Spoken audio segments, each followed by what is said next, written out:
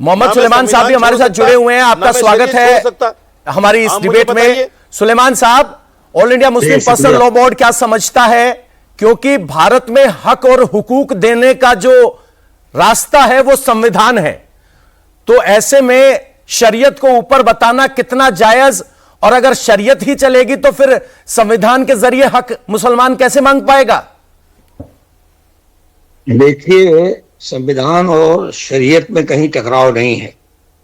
भारत के संविधान ने आजादी से पहले से लेकर आज तक 1936 उससे पहले 1923 में शरीयत एप्लीकेशन एक्ट को भारत के मुस्लिम समाज के लोगों के लिए एक बुनियादी हक का मुकाम दिया।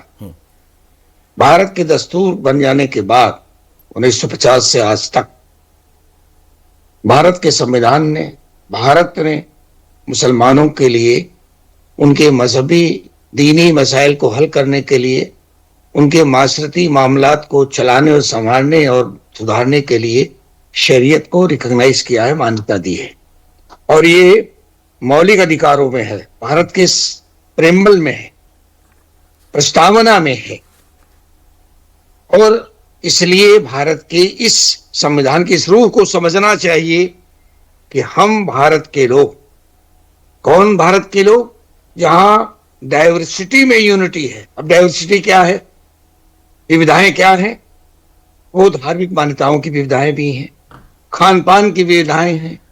सर, जो आप बातें बता रहे हो ना संविधान की, ये बहुत अच्छी है, इस पे किसी को आपत्ति नहीं है। नहीं, वो तो सीधे तौर पर ये कह रहे हैं कि जब टकराव हो तो पहले शरीयत, संविधान बाद में। पूरी बात मैंने शुरू में ही कहा कि कोई टकराव नहीं है। ये टकराव तो पैदा करने की कोशिश कर रहे हैं कुछ लोग, जो देश की डाइवर्सिटी को समाप्त करके एक ही सांस्कृतिक, एक ही आस्था की मान्यता में ले जाना चाहते हैं। अदरवाइज यहाँ कोई टकराव नहीं है। हमारे ईसाई के धर्म के लोग क्रिसमस पर्व मनाएं, लेकिन लोग, अंधभक्त लोग जाकर उनके चर्च के सामने हनुमान चालीसा पढ़ने लगे। बिल्कुल, फैज खान साहब, अकोमोडेटिव नहीं है ये। यहाँ पे जब चर्चा हो रही है तो बहुत गुडी गुडी नजर आ रहा है कि सब गुलाब खिले हैं बागों में, कोई टकराव नहीं है। एक फूल शरीयत का है, एक फूल संविधान का है। इसमें बयान में आपको कुछ कमी लगती है या इतना ही साधारण है ये? मेरे सवाल का जवाब मैं, देखिए पवन नारा भैया, अब मुझे आप 60 सेकंड 120 सेकंड आप मुझे धैर्य से दीजिए। ये मुफ्ती जो भी है, मुझे उसका नाम याद भी नहीं आता है, अजीब सा नाम है उसका। ये जाकिर नायक का ये छोटा रिचार्ज है।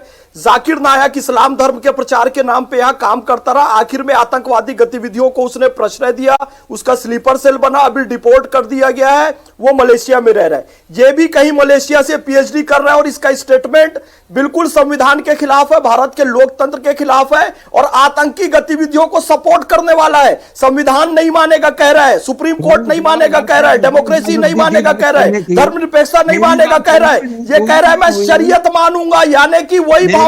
यदि पाकिस्तान से कोई मुसलमान आ जाए तो ये कहेगा कि भैया ये मेरा भाई है, और उसके साथ मिलकर भारत से गद्दारी करेगा। सुलेमान साहब, आपका जिक्र हो रहा है उस बयान का, उसका मुसलमान उसका भाई है। और ऐसे ही घटिया और गलीज किस्म के लोगों के लिए पाकिस्तान बनाया गया था, जो कहते थे कि हम हिंदुओं के साथ नहीं रह सकते, हम गाय का सम्मान नहीं कर सकते, हम भारतीय संस्कृति का सम्मान नहीं कर सकते, हम वंदे मातरम नहीं गा सकते, हम राष्ट्रगान नहीं गा सकते, और हिंदुओं के साथ नहीं रह सकते कहा था। तो पाकिस्तान ले लिया ना भाई। तो ये जो कट्टरपंथी मौलाना जो ये जावेद अख्तर के साथ डिबेट किया था, इनफाइनाइट रिग्रेस ऑफ कॉजेस, पूरी जिंदगी में मदरसे के किसी एक मौलाना ने इंग्लिश शब्द बोला, उसको लेके कूद रहे हैं ये लोग। मौलाना ने अंग्रेजी बोला, मौलाना ने अंग्रेजी बोला, यानी कि प्रूफ कर दिया कि मौलाना कभी अंग्रेजी बोल ही नहीं सकता। रशीदी साहब है, क्लियर कट आतंकियों का स्लीपर सेल है। रशीदी साहब, इस पर कार्रवाई होनी चाहिए, आपके लिए की तरह डिपोर्ट किया जाना चाहिए, और मौलाना साजिद रशीदी और यहां मोहम्मद सुलेमान साहब जो बैठकर उसका सपोर्ट कर रहे हैं, कहीं ना कहीं ये सब भी आतंकवादियों को स्लीपर सेल का काम कर रहे हैं। बांग्लादेश को इनडायरेक्टली सपोर्ट करते हैं, पाकिस्तान को इनडायरेक्टली सपोर्ट करते हैं और भारत के खिलाफ सबूत यूएनओ में देते हैं कि भारत में देखो। एक मिनट, साजिद रशीदी से आप ज्यादा पर्सनल हो रहे हैं, ऐसा ठीक नहीं है। इंडोनेशिया साजिद रशीदी साहब, आपके दो आंखों के बयान पर शायद ही किसी को आपत्ति हो, लेकिन क्या मौलाना के उस बयान पर आपको आपत्ति नहीं लगती जो कह रहे हैं कि अगर टकराव हो तो पहले वो उस पर अपना स्टैंड कीजिए? मोहम्मद फैज खान साहब कह रहे हैं आप तो समर्थक कर रहे हैं स्लीपर सेल के तौर पर। मैं कर रहा हूं पवन भाई एक बात सुनिए। देखिए, आपने कहा रशीदी से ये नाराज हो रहे हैं, मैं एक मिसाल देता हूं आपको। कौवे के कोसने से ढोर नहीं मरा करते, सुनी होगी आपने गांव देहात की मिसाल। बहुत कौवे कोसते हैं, हमें फर्क नहीं पड़ता, नंबर एक। दूसरी बात, मैं सिर्फ ये कहना चाहता हूं, संविधान से फर्क उन लोगों को पड़ता है हिंदुस्तान जो का जाके चर्चों को तोड़ते हैं। संविधान से फर्क उनको पड़ता है, उनकी तारीफ करते हो। पाकिस्तान तुम्हारा बाप लगते हो, उनकी तारीफ करते हो। तुम्हारी औकात नहीं है कुछ भी बात करने की ज्यादा। हाँ, यहाँ करे हो तो यहाँ भाई क्या है ये? सीधी सी बात। फैज खान साहब एक बार सुन लीजिए उनको, क्या है? आपने आरोप लगाए उन पे, उनको थोड़ा पक्ष रखने दीजिए। देखना किसकी। फैज खान साहब रुकिए जरा। रशीदी साहब, क्या पक्ष? ये लोगों ने अपना पक्ष रख दिया दिल्ली में ब्लास्ट। ये आदमी, इनके मौलाना ने पक्ष रख दिया। संविधान नहीं है, आप इनको मत बोलिए सर, ये हमारे सम्मानित गेस्ट है। फिल्म की डायरेक्टर मैं नहीं बोल रहा हूँ, शक्ति का पूरा। फैज खान साहब रुकिए ना, सीधे बोल सकता है मुझे। साजिद रशीदी पर हमला करके कोई निष्कर्ष नहीं निकलेगा। अरे इसकी आवाज रशीदी साहब आप बोलिए, रशीदी साहब आप बोलिए। सवाल यह है कि क्या जब ऐसे बयान आते हैं तो आप जैसे लोगों की जिम्मेदारी नहीं है कि उसकी मजम्मत की जाए? हिंदुस्तान जिंदाबाद था और रहेगा, चाहे जिंदा रहे चाहे मर जाए। पवन भाई, मेरी बात एक समझ में नहीं आती। आप मुझे बताइए, जो आदमी खड़ा होकर ये कहे कि ये देश हिंदू राष्ट्र है, तो ये क्या संविधान के खिलाफ नहीं है? उसके खिलाफ आज तक कोई कार्रवाई हुई? और बाकायदा जल्द से जुलूस निकलते हैं, बाकायदा यात्रा निकलती है कि संवैधानिक है ये देश हमारा। कल भी मोहन भागवत जी का एक बयान आया कि ये देश हिंदू राष्ट्र है, इसमें कोई शक ही नहीं है। हिंदू की तो डेफिनेशन ही है, जीवन पद्धति है। क्या इनके खिलाफ कार्रवाई नहीं होनी चाहिए? सर, हिंदी को तो डेफिनेशन ही है कि हिंदू जीवन पद्धति है। आपकी पूजा पद्धति अलग हो सकती है, तो हिंदुस्तान में रहने वाला हर कोई हिंदुस्तानी है। पवन भाई देखो किस तरह डिफाइन कर रहे हैं आप उसको। हाँ। देखिए कैसे जस्टिफाई कर रहे हैं उसको आप, क्योंकि वो हिंदू बोल रहे हैं और इधर पकड़ रहे हैं हमें चूंकि हम मुसलमान बोल रहे हैं। यही तो फर्क है। नहीं, फर्क मैं बताता हूं आपको। हिंदू वसुधैव कुटुंबकम की बात करता है संविधान की, लेकिन इस देश को अगर नहीं कहा जा सकता। अगर शरीयत की बात होती है तो वहां काफिर का शब्द आ जाता है। अगर इस्लाम को नहीं मानते तो आपको जीने का अधिकार नहीं, कन्वर्ट होना पड़ेगा। दिक्कत उस बात पे आती है। हिंदुत्व और इस्लाम के टकराव में ये बड़ी बात है। हिंदुत्व ने अलग अलग पंथ धर्मों को समाया अपने अंदर, इस्लाम नहीं समाता।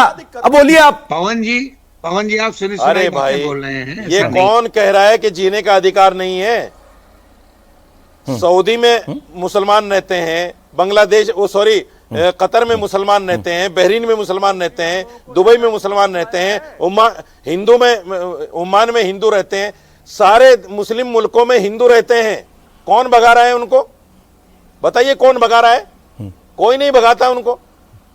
हिंदू मुसलमान एक साथ मिलकर रह रहे हैं। ये जनरल आसिम मुनीर का जो बयान था, हिंदू मुसलमान साथ नहीं रह सकते, इसको बजरंग दल, विश्व हिंदू परिषद नहीं, इसको आगे बढ़ा रहा है। इसको सोचो आप, 580 दलितों का कत्ल कर दिया गया। फैज खान साहब ये कह रहे हैं कि अगर हिंदू राष्ट्र की बात हो सकती है तो शरीयत की बात भी हो सकती है। दान देते हैं, चोरी नहीं करते हैं, वहां पर जाकर भीख नहीं मांगते हैं जैसे पाकिस्तानी जाकर सऊदी में भीख मांगते हैं। 10,000 भिखारी पकड़ा है सऊदी अरब से पाकिस्तानी, यहां से घुसपैठिए पकड़ा रहे हैं, सारे रोहिंग्या और बांग्लादेशी।